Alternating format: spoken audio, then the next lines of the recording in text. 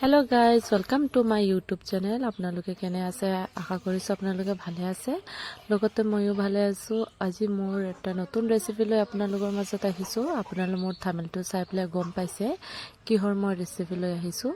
হয় বাৰু, আজি মই লৈ আহিছোঁ আলুৰ দমৰ ৰেচিপি। এনেকুৱা ধৰণৰ আলু দম আপোনালোকে বনাই খাবচোন, খুবেই ভাল লাগে খাই। আৰু শীতকাল এনেকুৱা নতুন আলু খুবেই ওলায়। আৰু সৰু সৰু চাইজৰ মই আলু লৈ লৈছোঁ, মই আধা কেজিমান। আপোনালোকে যিমান খাব সিমানে লৈ ল'ব। একচুৱেলি মই যিমান অলপ বনাম সিমান অলপকৈ লৈ লৈছোঁ আলুকেইটা। আৰু ইয়াত লৈ লৈছোঁ আধা কেজিমান আলু আৰু নতুন আলু। এইটো প্ৰেছাৰ কুকাৰত মই উহাই লৈছোঁ। উহাই পেলাই মই ধুনীয়াকৈ বাকলি গুচাই ল'ম। আৰু ইয়াত মছলাটো ৰেডি কৰি আছোঁ। আদা, কেঁচা জলকীয়া আৰু বিলাহীৰ লগত। এতিয়া একেবাৰে নিৰামিষ হ'ব, ইয়াত কোনো আমিষ নহয়, বা নহৰু আৰু পিঁয়াজ ইয়াত এড নকৰোঁ, এড নকৰাকৈ বনাম। আৰু ইয়াত দি দিছোঁ ধনিয়া গুড়া আৰু হালধি গুড়া মছলাৰ কাৰণে, আৰু জলকীয়া গুড়া দি দিম 1 চামুচমান। আৰু ইয়াত জিৰা গুড়া দি দিম অলপমান। আপোনালোকে যিমান জ্বলা খাব সিমান দিব দেই, বেছিকৈ দিব, কোনোবা বেছিকৈ খায়, কমকৈ খায় কমকৈ দিব। আৰু এই চব মছলাখন মই প্ৰথমে পানীৰ লগত এড কৰি লৈছোঁ, গৰম মছলাকেইটা। আৰু ইয়াত মই জলকীয়া আৰু আদা আৰু বিলাহী ৰাখিছোঁ। ইয়াত ধনিয়া পাত কেইটামান দি দিম মিক্সি জাৰত, একেলগে পিচি লৈ আহিছোঁ। আৰু ইয়াত আলুকেইটা উহাই হৈ গ'ল। এতিয়া মই এইবোৰ বাকলি গুচাম। আৰু এই চব বাকলিটো গুচোৱা হৈ গ'ল। কেৰাহীটো ইয়াত বহাই দিছোঁ, কেৰাহীটো গৰম হৈ আছে। দি দিম মই ইয়াত অলপ পৰিমাণৰ তেল, আৰু ইয়াত দিছোঁ গোটা গৰম মছলা আৰু মছলা ৰাখি কাৰণে মই দি দিছোঁ।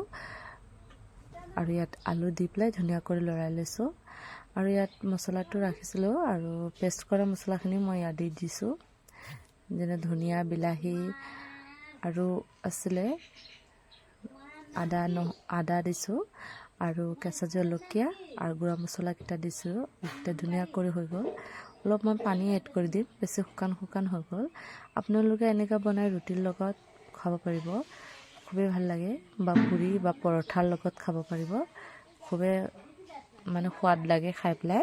আপোনালোকে ট্ৰাই কৰিবচোন এনেকুৱা ৰেচিপি বনাবলৈ, আৰু ভালেই লাগে। এনেকুৱা ঠাণ্ডা দিনত চব ধনিয়া পাতত পোৱা যায়। আলুটোও ধুনীয়া হয়, ভাল হয় খাবলৈ। আৰু ধুনীয়া চাওক, ইয়াত মছলা হৈ গৈছে। অলপমান পানী ইয়াত এড কৰি দিম।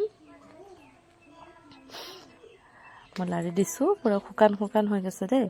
অলপ পানী এড কৰিম, আৰু পানী অলপ এড কৰাৰ পিছত অলপ পাতল হ'ব, তেতিয়াহ'লে ধুনীয়া কৰি মই অলপটা উতলাই পেলাই ওলাই দিম। মই পানী এড কৰিছোঁ, অলপ পৰিমাণে দিছোঁ, বেছি দিয়া নাই। আপোনালোকে বেছি নিদিব, ভাল নালাগিব খাই পেলাই। অলপ পৰিমাণে দিছোঁ পানী, আৰু পানীকেইটা ধুনীয়া কৰি চাওকচোন মিহলাই দিছোঁ, এড কৰি দিছোঁ। আৰু এবাৰ হাই ফ্লেমত বনাব। আৰু অলপ টাইম উতলোৱাৰ পাছত আপোনাৰ তৰকাৰীটো, আলুৰ দম তৰকাৰীটো হৈ গ'ল। আৰু এনেকুৱা লগত ৰুটি আজি বনাম মই, ৰুটি নবনাওঁ, আজি বনাম মই পুৰি, লুচি বনাম।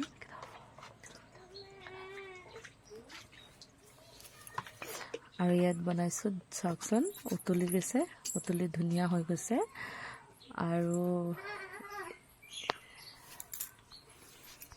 এই চাওকচোন, তৰকাৰীটো পূৰা পাৰফেক্ট হৈ গৈছে। এতিয়া নমাই দিম, আৰু তৰকাৰীটো এটা বাতিত চাৰ্ভ কৰি ল'ম। বাতিত এটা চাৰ্ভ কৰি লৈছোঁ। ধুনীয়া হৈ গৈছে, ঘন হৈছে।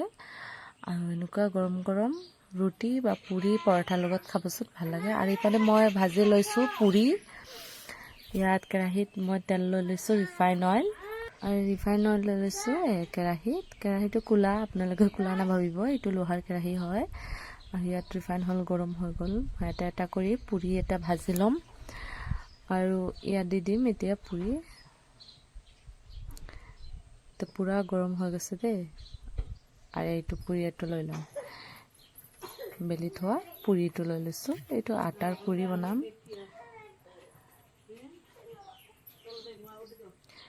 এই ধুনীয়া কৰি দিছোঁ, ভাজি হৈ আছে পুৰিকেইটা। এটা এটা গোটেইকেইটা ভাজি লৈ ল'ম। আৰু ইয়াত চব পুৰিটো কেনেকুৱা ফুলিছে দেখিছেনে বাৰু? আজি আমাৰ ৰাতিৰ ডিনাৰটো এইটো চিম্পলি খোৱা। আপোনালোকে এনেকুৱা বনাই খাবচোন, ৰাতিৰ ডিনাৰ বা মৰ্ণিঙতো তেনেকুৱা খাব পাৰিব, খুবেই ভাল লাগে। আৰু এই চাওক, ধুনীয়াকৈ পুৰিটো ভাজি হৈ গ'ল। লগত আৰু এটা ভাজি ল'ম, এটা এটা কৰি গোটেইকেইটা পুৰি ভাজি ল'ম। আৰু মোৰ ভিডিঅ'টো আপোনালোকে কোনে কোনে চাইছে প্লিজ কমেণ্ট বক্সত জনাব আৰু মোৰ ভিডিঅ'টো ভাল লাগিলে লাইক কৰি দিব আৰু কমেণ্ট কৰিব আপোনালোকে যদি মোৰ নতুন চেনেল হৈ থাকে প্লিজ মোৰ চেনেলটো ছাবস্ক্ৰাইব কৰিব নাপাহৰিব চেনেলটো ছাবস্ক্ৰাইব কৰি দিব আৰু ক'ৰ পৰা দেখি আছে প্লিজ কমেণ্ট বক্সত জনাব আৰু আপোনালোকে মৰম দিলেহে মই তেতিয়া আগলৈ যাব পাৰিম হয়নে বাৰু আপোনালোকে সদায় মৰম দি থাকিব তেনেকুৱা bare আৰু মোৰ এনেকুৱা ভিডিঅ' আগলৈ পাবলৈ হ'লে মোৰ চেনেলটো ছাবস্ক্ৰাইব কৰি দিয়ে নতুন নতুন ভিডিঅ' মোৰ এনেকুৱা ৰেচিপিৰ ভিডিঅ' পাব আপোনালোকে চাব পাৰিব আৰু মই আজি আলুদম বনাইছোঁ আপোনালোকে তেনেকুৱা আলুদম ভাজি বনাব খাব খুবেই ভালে লাগে আৰু এই চাওকচোন মই এটা কৰি গোটেইকেইটা মই পুৰি ভাজি হৈ গ'ল মই এটা প্লেটত এতিয়া সাৰ্ভ কৰি আপোনালোকৰ ওচৰত দেখুৱাম আৰু আপোনালোকে এনেকুৱা ৰেচিপি বনাই খাবচোন খুবেই ভাল লাগে আৰু বহুতো মজা লাগে বনাই খাব আৰু এই ওচৰত তৰকাৰী লৈ লৈছোঁ এটা বাটিত এই চাইচোন মোৰ কালাৰটো তৰকাৰী কালাৰটো ইমান ধুনীয়া আছে মানুহক কয় পিঁয়াজ নহৰু থাকিলেহে তৰকাৰীটো স্বাদ হয় এইটা একোৱে বেপাৰ নহয় আপোনালোকে পিঁয়াজ নহৰু নোহোৱাকৈ বনাবচোন খুবেই ভাল লাগে খাই একে পিঁয়াজ নহৰু নাথাকিলেও কি হ'ল নিৰামিষ খাই আৰু ভাল লাগে আৰু পুৰি দুটা লৈছোঁ আৰু আলু তৰকাৰীটো লৈ লৈছোঁ আলুদম আৰু আজি মোৰ ভিডিঅ'টো ইমানতে শেষ কৰিছোঁ নমস্কাৰ